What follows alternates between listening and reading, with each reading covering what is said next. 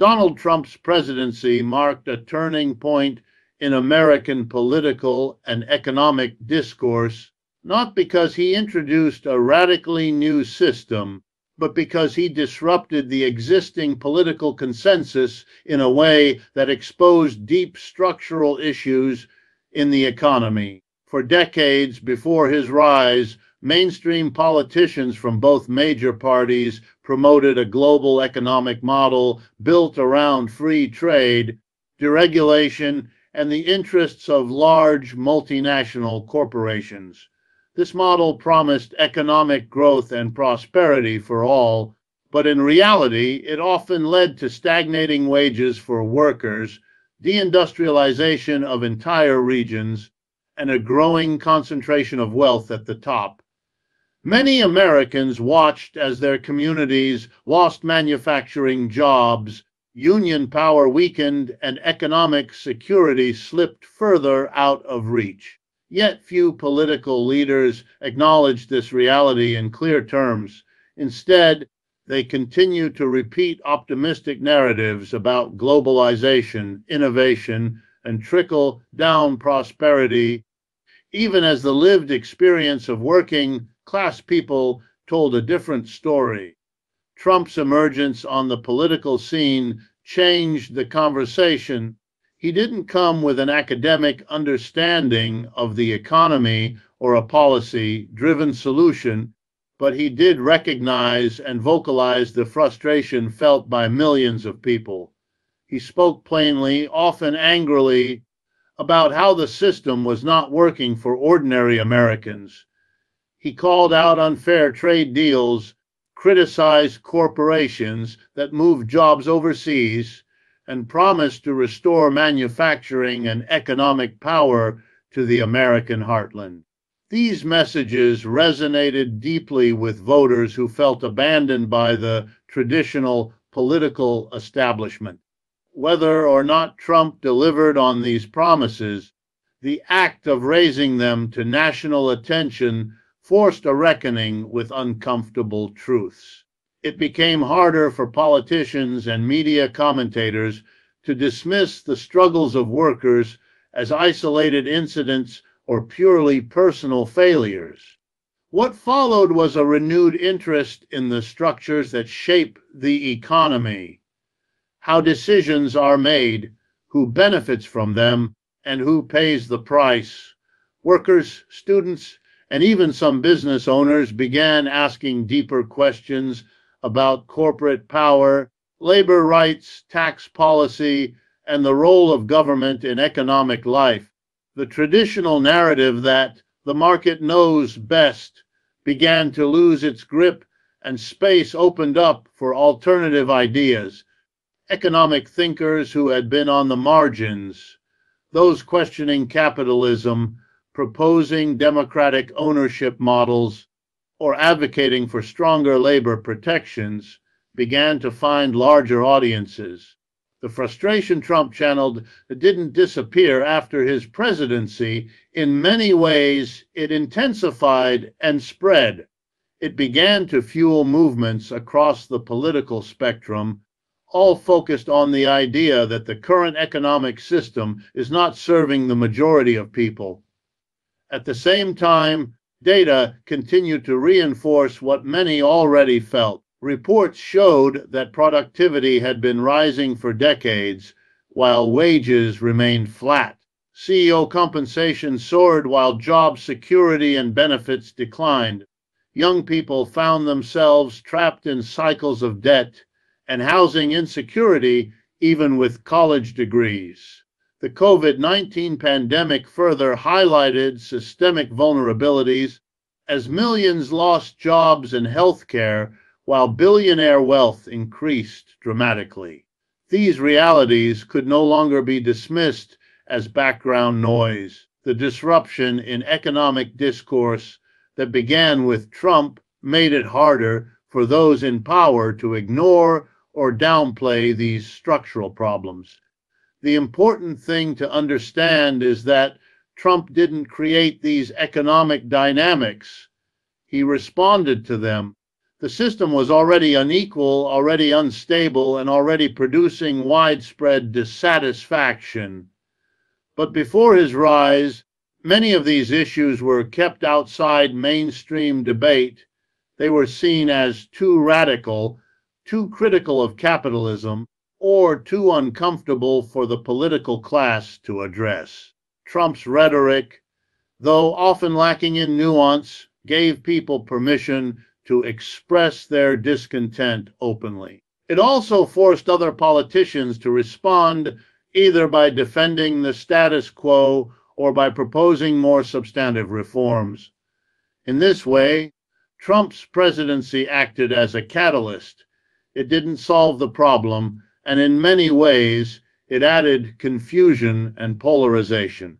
But it did shake the foundations of a political and economic consensus that had gone unchallenged for too long. People began to realize that their struggles were not isolated and that they were connected to broader trends: outsourcing, automation, the decline of unions, corporate consolidation, and financialization. They started to recognize that the rules of the economy are not fixed by nature, but shaped by policy decisions, lobbying power, and political priorities. And once that realization sets in, it opens the door to deeper engagement, new demands, and the possibility of change. The conversation today is more open and dynamic than it has been in decades. People are talking about wealth taxes, worker cooperatives, universal health care, and guaranteed basic income. Labor unions are seeing a resurgence in public support. Younger generations are more critical of capitalism than any in recent history. This is not solely because of Trump, but his disruption created a space for these ideas to emerge more forcefully. In other words, what he started, intentionally or not, is not just a political movement, but an economic awakening. It is a growing recognition that the current system needs more than adjustments. It may require transformation. And while Trump's own solutions may have fallen short, the questions he helped bring to the surface are not going away. In fact, they are becoming the starting point for a new generation of economic thought and action. When Donald Trump arrived on the political scene with slogans like "Make America Great Again" and promises to bring jobs back to the United States, he tapped into a deep, lingering sense of economic injustice that many Americans, especially in the working class, had long felt but never heard acknowledged so bluntly by a major politician. This wasn't just about policy. It was about the public recognition that something had gone fundamentally wrong in the way the American economy was functioning for ordinary people. Communities across the country had experienced the slow erosion of industrial jobs, the collapse of unions, stagnant wages, and the disappearance of economic security. Trump gave voice to that anger and directed it at trade deals, outsourcing, political elites, and globalization. Whether or not one agreed with his conclusions or his tone, the fact remains he shattered the illusion that the U.S. economy was serving everyone equally, and in doing so, he activated millions of working people to start paying attention to the system that had, for years, moved quietly in the background. But it's important to understand that what Trump ignited was not a new problem. The economic shift began long before his campaign. Since the 1970s, policies of deregulation, tax cuts for the wealthy, weakening of labor protections, and the offshoring of manufacturing jobs had changed the structure of the economy. Jobs that once offered decent wages and benefits were replaced by part-time work, gig economy roles, and service sector employment with little stability. Meanwhile, the cost of housing, education, and healthcare continued to rise. The result was an economy in which productivity and corporate profits kept climbing, but working class wages remained flat. For decades, this trend was either ignored or downplayed by both Republican and Democratic leadership. The prevailing wisdom was that free trade and global capitalism would eventually benefit everyone, even if some communities experience short-term pain.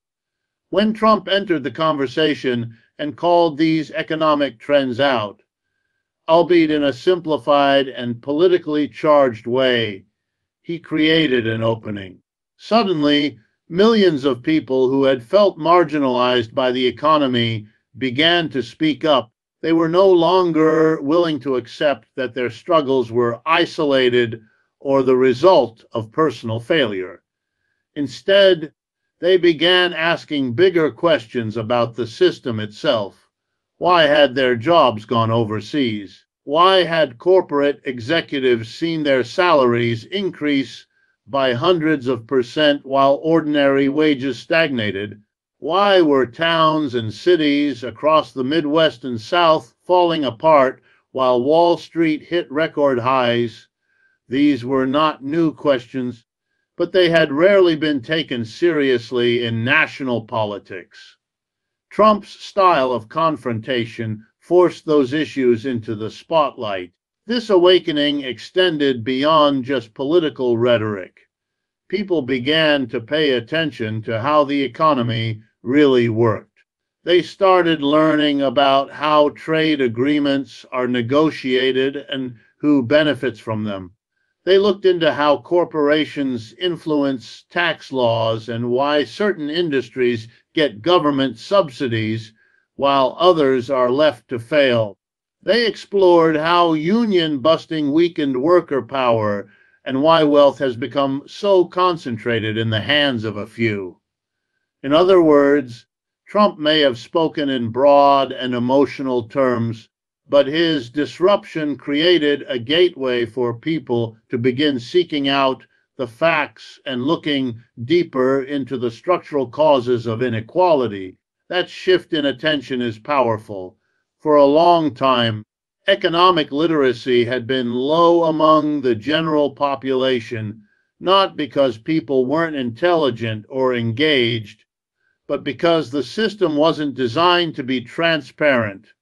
Financial decisions were made by elites, economists, and politicians with little input from those affected.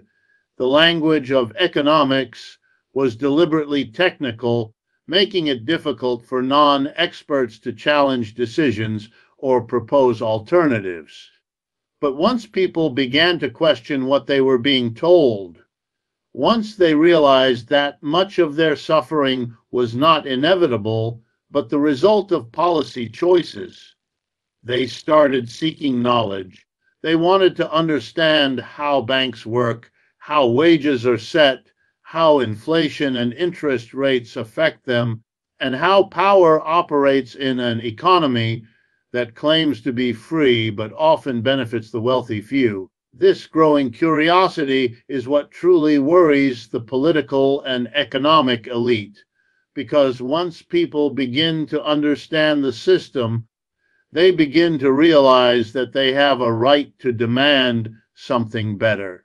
They realize that poverty in the richest country in the world is not a natural phenomenon, but a result of priorities set by those in power. They see that billions of dollars are available for corporate bailouts and military spending, while public schools, health care, and infrastructure are underfunded, and they begin to organize protest and vote not just for personalities, but for policies that reflect their lived experiences. Trump's policies themselves did not fundamentally improve the situation for most working Americans. His tax cuts heavily favored corporations and the wealthy, and while some manufacturing jobs returned temporarily, The broader economic structure remained largely unchanged. But the cultural shift he triggered, the willingness of ordinary people to question the system and seek alternatives, has continued. We now see stronger labor movements, greater support for progressive taxation, renewed interest in public ownership, and more public debates about capitalism, socialism, and democratic control of the economy. In that sense, the working class has been reawakened not simply by what Trump promised, but by the fact that he helped expose a broken system. Whether people support him or oppose him, his impact has been to lift the veil on economic dysfunction that had been normalized for too long. That moment of clarity has created space for new voices, new movements, and new possibilities. And while the future remains uncertain, what is clear is that millions of people are no longer willing to be passive participants in a system that disregards their needs. They are reading, learning, organizing, and speaking out. That shift may be the most important economic development of all, because real change begins not just with policies, but with awareness. When the global economy is discussed, it's often framed as a force of nature, something inevitable, impartial, and self-regulating. But the truth is far more complex. The global economy is a system designed, structured, and maintained by human decisions made by governments, central banks, international institutions, and powerful corporations. And these decisions are not neutral. They reflect interests, priorities, and ideologies. For decades, the dominant ideology behind global economic policy has favored free markets, deregulation, and open trade, ideas often referred to under the umbrella of neoliberalism.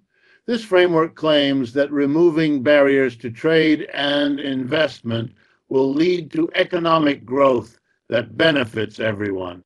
But in practice, what it has often produced is a widening gap between rich and poor, a race to the bottom for labor standards, and the erosion of economic sovereignty for ordinary people. One of the key features of this global economic order is the relocation of manufacturing from developed countries to nations where labor is cheaper and regulations are weaker. This process, commonly called offshoring, allowed corporations to cut costs and increase profits. But it came at a steep price. Entire communities in industrial regions of the US, the UK, and parts of Europe saw their factories close, their jobs disappear, and their local economies decline. The workers who were once the backbone of post-war prosperity found themselves left behind. At the same time, the wealth generated from global trade and finance increasingly flowed to the top, to executives, investors, and multinational corporations. These shifts were not random or accidental. They were the result of trade deals, tax codes, monetary policy, and a host of other mechanisms that were shaped by those with the most to gain. Trump, despite being a businessman himself, broke from the usual political script by attacking some of the core assumptions of this system. He criticized trade deals like NAFTA and the Trans-Pacific Partnership, claiming they had hollowed out American industry and hurt domestic workers. He imposed tariffs on imports, especially from China, as a way to pressure companies to bring production back to the US. While these measures were controversial and did not fundamentally alter global supply chains, they marked a symbolic shift. For the first time in decades, a sitting US president was openly questioning the benefits of globalization.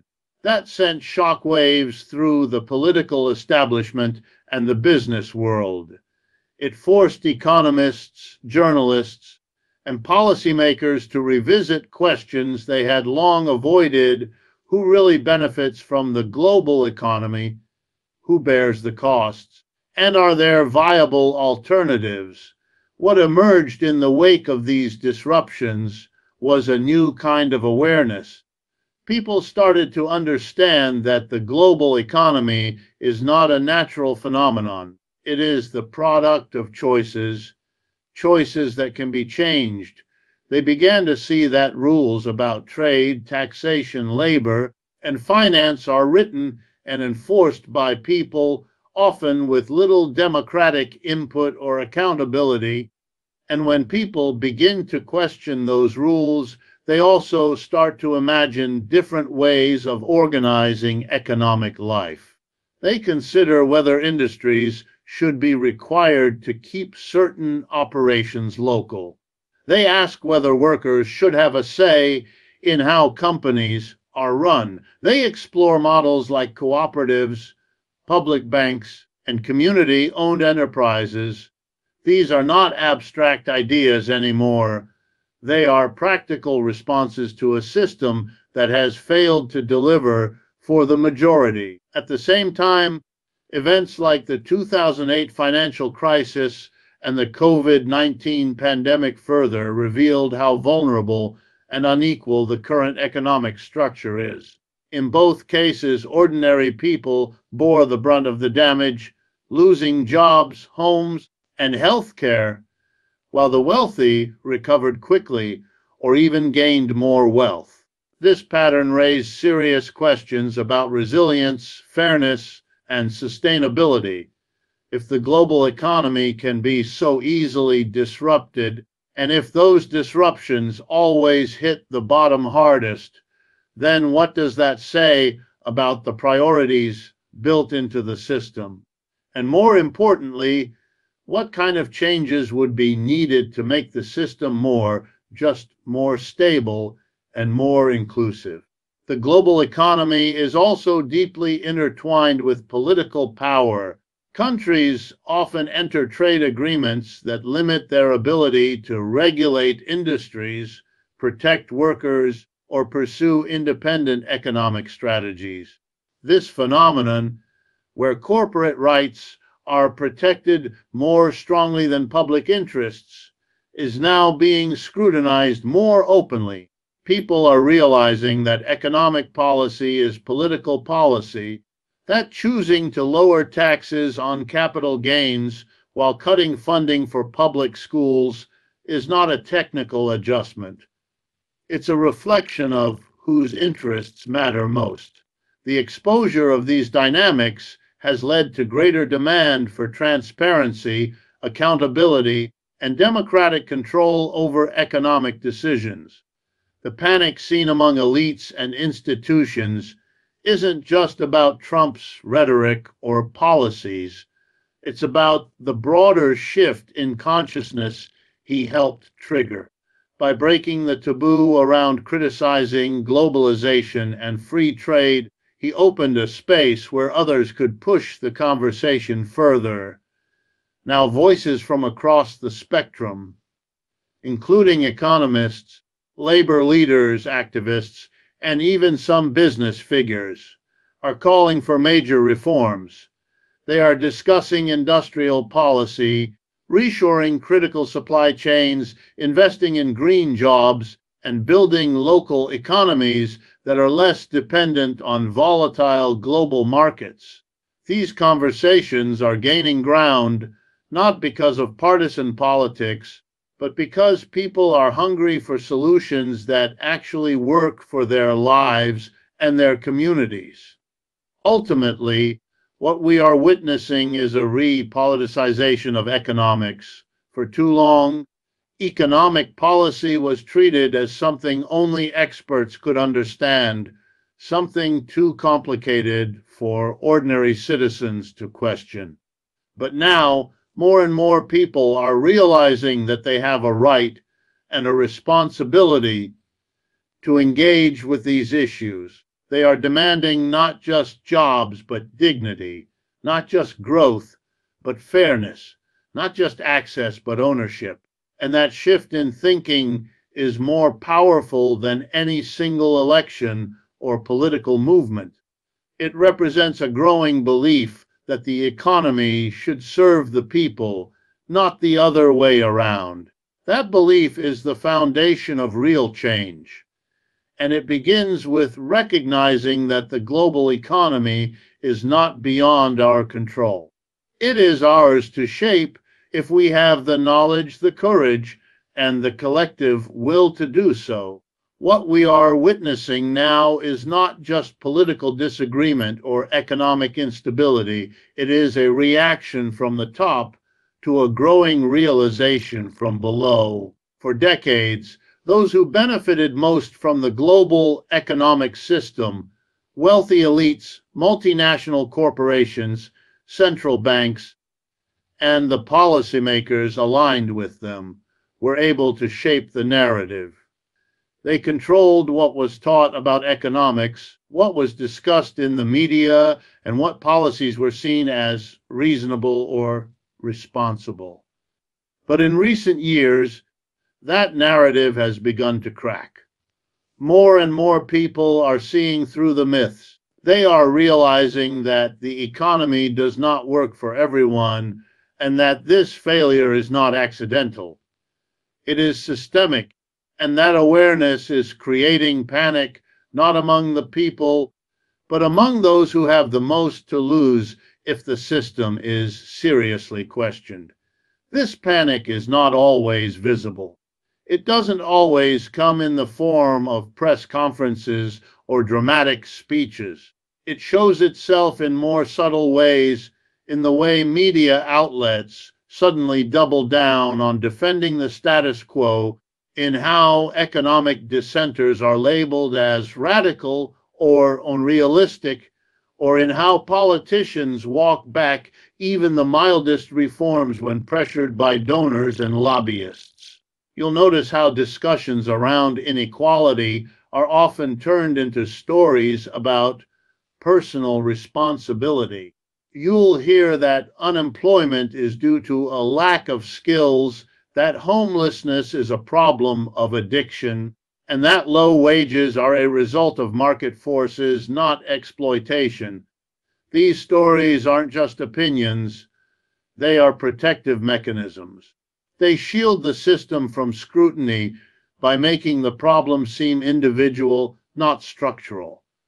But the cracks in that shield are growing. The 2008 financial crisis was a wake-up call. Millions lost their homes, jobs, and life savings, while banks were bailed out with public money. The COVID-19 pandemic intensified this inequality. Essential workers were praised but not paid, while billionaires increased their fortunes as people lined up at food banks. These contradictions are too obvious to ignore. People are starting to connect the dots.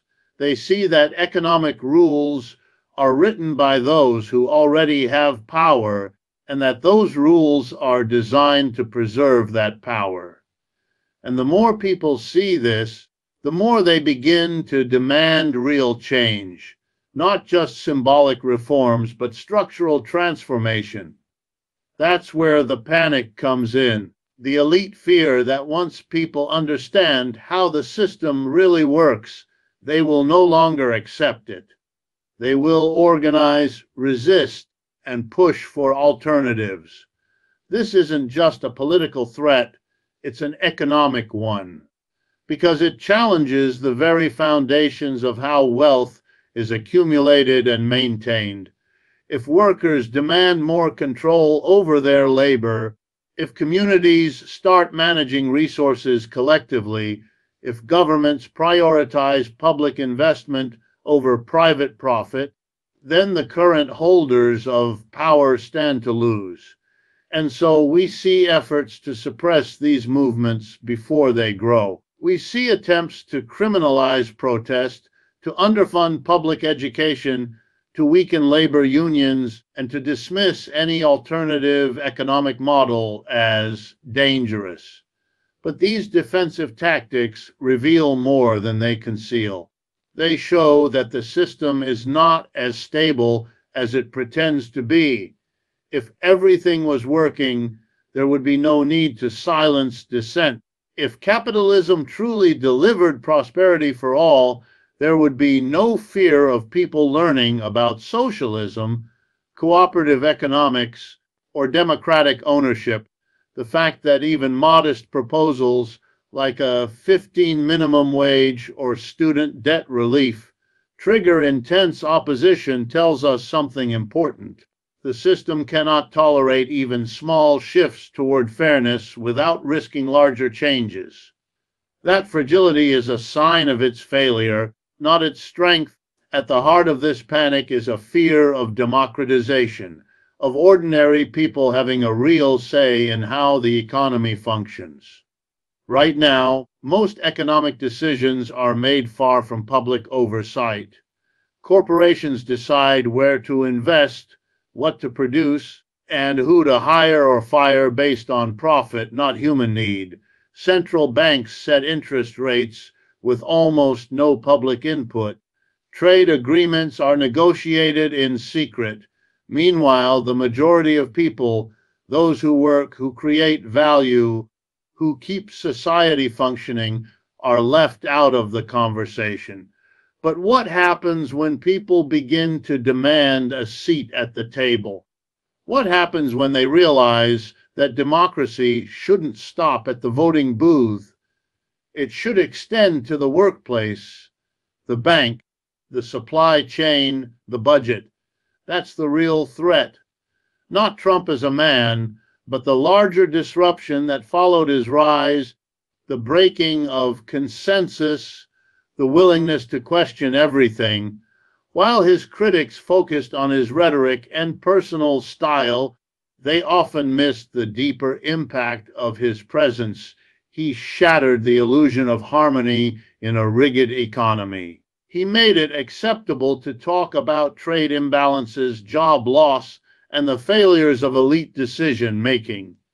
And now that conversation has outgrown him. People on all sides are demanding more control, more justice, more equity. They are not satisfied with being told to wait, to settle, or to believe that the market will fix it. This shift cannot be undone by fear campaigns or political theater. It is rooted in lived experience. You cannot convince someone who works 60 hours a week and still can't afford rent that the economy is doing well. You cannot tell a student drowning in debt that they should be grateful for opportunity. People know what their lives are like. And as they become more educated, more organized, and more vocal, the ground beneath the status quo begins to shake. That is why the panic is spreading, because this is not just a political moment, it is a social awakening. And once people begin to see clearly, they do not go back to sleep.